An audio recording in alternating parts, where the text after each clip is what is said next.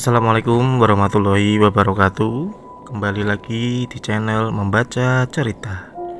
Terima kasih teman-teman yang masih setia dengan channel ini, dan selamat datang, selamat bergabung teman-teman yang baru mendengarkan cerita ini.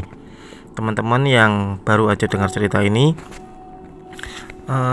adalah cerita lanjutan dari cerita sebelumnya yang berjudul Hanyut di Sungai. Jika teman-teman ingin lebih mengetahui cerita ini, teman-teman bisa mulai dari episode 1, dimana itu adalah dimulai dari prolog. Ini adalah novel, jadi ini sepertinya akan terus bersambung sampai nanti berakhir, insya Allah ya. Bagi teman-teman yang suka dengan novel, baik itu novel romansa ceria maupun yang fantasi atau horor, bisa langsung mengunjungi web novel seperti yang saya baca ini. Di web novel disuguhkan beberapa kategori-kategori yang teman-teman mungkin ada yang suka. Teman-teman bisa mendapatkan web novel dari langsung menginstal di Play Store, ataupun nanti teman-teman bisa lihat di deskripsi, akan ada linknya di sana. Oke, baik teman-teman, saya akan lanjutkan cerita yang ke-13 yang berjudul Mataku di Mana. Karena cerita yang 12 kemarin itu adalah cerita yang sangat nanggung. Ya, bener-bener nanggung, dimana cerita itu berakhir ketika si Widya melihat sosok kaki yang terjepit di batu.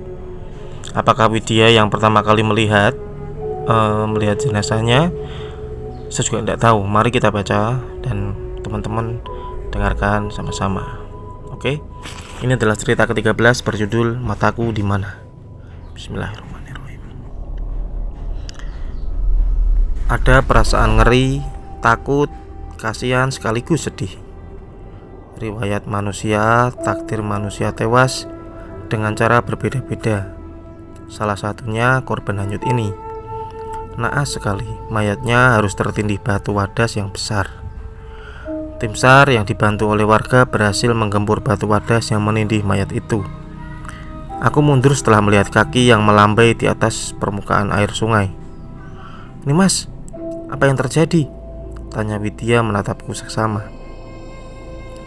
Aku terdiam. Ini pertama kalinya buat aku melihat langsung jenazah yang mengenaskan. "Yaudah, ceritanya nanti aja ya. Ayo kita ke warung, kita beli minum ya," ucap Widya, langsung menarikku jauh dari kerumunan. Widya membeli sebotol minuman. Ia menyodorkan padaku minuman itu. Mungkin dia tahu kalau aku shock. Salahku sendiri sih nekat melihat evakuasi itu. Kami duduk sebentar di depan warung, memberiku kesempatan untuk menenangkan diri. "Wid, kita balik ke sekolahan yuk. Kamu udah gak apa-apa kan?" Aku jawab hanya dengan menganggukkan kepala. "Oke, kita balik ke sekolahan," ucap Widya. Jujur, meskipun hanya sekilas melihat, tapi kaki itu terus melambai di mataku. Bahkan aku masih ingat dengan jelas sampai sekarang. Apalagi saat mengetik cerita ini. Itu berarti aku harus masuk kembali ke dalam alur cerita ini. 2 jam berlalu, lonceng tanda istirahat pun berbunyi. Hari ini badanku terasa lemas. Setelah memberi beberapa permen dan cemilan ringan, aku memutuskan untuk masuk lagi ke dalam kelas. "Sial, gila, cuy, nyesel aku ikut kamu." Gio, teman satu kelasku, masuk ke kelas sambil memaki. "Lah kok, kan kamu juga penasaran," jawab Erik. "Ya aku gak tahu kalau ternyata kayak gitu wujud mayatnya." "Dih, serem," ucap Gio lagi. Aku yang duduk tepat di seberang mereka mendengarkan Erik dan Gio sedang bercerita. Terlihat jelas wajah Gio merah dan mata berair. "Ada apa sih? Apa yang kalian bicarakan?" tanya Widya penasaran. "Kamu tahu kan korban hanyut itu?" "Gila bener," ucap Gio. "Kenapa? Udah bisa diangkut kan?" sautku. "Udah nih mas, bahkan barusan kami melihatnya secara langsung. Mayatnya hancur, bahkan ada beberapa tubuh yang hilang. Aku lihat bagian kepalanya gepeng, matanya mencuat satu, yang satu sudah tidak ada. Seketika dadaku sesak mendengar Gio berbicara. Yang utuh cuma bagian kaki dan tangan, selain itu hancur karena kelindas wadas nih mas. Bahkan tadi aku melihat ususnya dimasukkan ke kantong jenazah, saut Erik. Itu usus manusia kan? Mayat manusia setragis itu, ya ampun, aku merasa mual sekarang. Cukup, gak usah dibahas, tegasku. Sungguh aku merasa tidak nyaman. Kehebohan orang hanyut masih menjadi cerita hangat meskipun 7 hari telah berlalu. Dan ternyata tidak sampai di situ. Banyak keluhan yang mulai dirasakan oleh para penambang pasir. Malam itu kebetulan aku ikut Mbah Putri pergi untuk memijat orang. Beliau memang tukang pijit di desa. Bahkan kadang juga dari luar desa datang untuk pijit di tempat Mbah Putri. Ba'da Isya kami berangkat. Rumah yang meminta pijat berjarak sekitar 100 meter dari rumah Mbah Putri. Ayo masuk, ucap Pak Giri, orang yang mengundang Mbah Putri untuk pijat. Sandal kalian dimasukkan saja, jangan ditaruh di luar, ucapnya lagi. Loh, memang kenapa? Tanya Mbah Putri tidak mengerti. Pak Giri mempersilahkan kami masuk. Di desa kita ini lagi diteror sama arwah yang hanyut itu. Bahkan kemarin ada pocong yang mengetuk pintu salah satu warga yang rumahnya tidak jauh dari sungai. Pocong itu mengetuk sambil mengerang, minta matanya ditemukan, ucap Pak Giri dengan mimik wajah yang serius. Tengkukku langsung terasa dingin dan merinding. Pantas aja desa hawanya jadi sepi tak seperti biasanya. Tapi apa hubungannya dengan sandal yang di luar? Apa mungkin biar rumah terlihat sepi gak ada orang, jadi pocong itu gak ngetuk pintu? Entahlah. Terus nanti kami pulang gimana? Bisikku dalam hati. Takut, deg-degan. Anganku membayangkan jalan pulang yang gelap dan sepi. 1 jam berlalu, Mbah Putri juga sudah selesai mijitnya. Kami duduk sejenak sambil minum teh hangat yang sudah tersedia di atas meja. Jangan khawatir Mbah, nanti pulangnya saya antar pakai motor, ucap Pak Giri. Aku bisa bernapas lega, ternyata Pak Giri mau mengantar kami. Terima kasih ya, maaf ngerepotin, ucap Mbah. Aku juga melihat kelegaan di wajahnya. Tapi bukannya warga kita ini juga sudah baik kan? Mau menolong si korban, tapi kenapa malah diteror seperti itu? Tanya Mbah Putri. Itu dia Mbah, kami juga tidak paham. Padahal kemarin saya ikut kumpulan desa. Kata Pak Kiai kita akan melakukan selamatan atau tahlil di pinggir sungai. Semoga setelah itu desa kita kembali aman dan jauh dari gangguan, ucap Pak Giri. Siang itu menjelang zuhur, seorang penambang pasir, sebut saja namanya Tono, sedang beristirahat di gubuk yang ada di pinggir sungai Galuh. Ia duduk sambil kipasan dengan caping. Istirahat sebentar dan akan pulang untuk beribadah ke masjid. Kelotak, biar. Terdengar jelas batu-batu kali yang saling bertabrakan. Si penambang pasir itu mengamati suara yang ia dengar di telinganya. Batu-batu itu seperti dikorek orang yang sedang mencari sesuatu.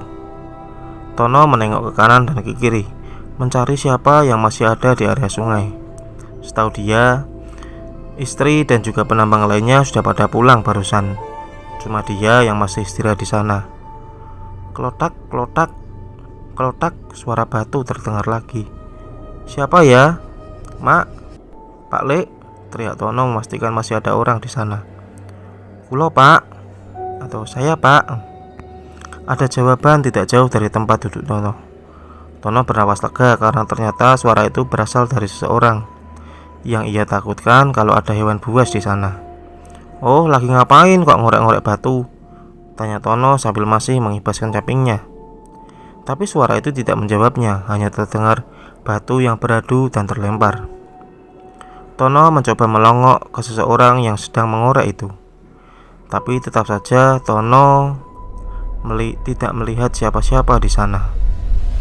Apa kamu bukan warga sini? Tanya Tono lagi.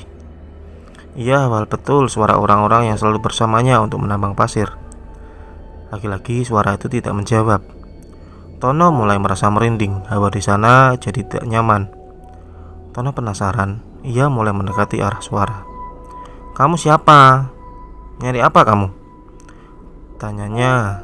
Ia merasa aneh dengan suara bebatuan yang dikorek-korek tapi tidak ada sosok yang dia lihat.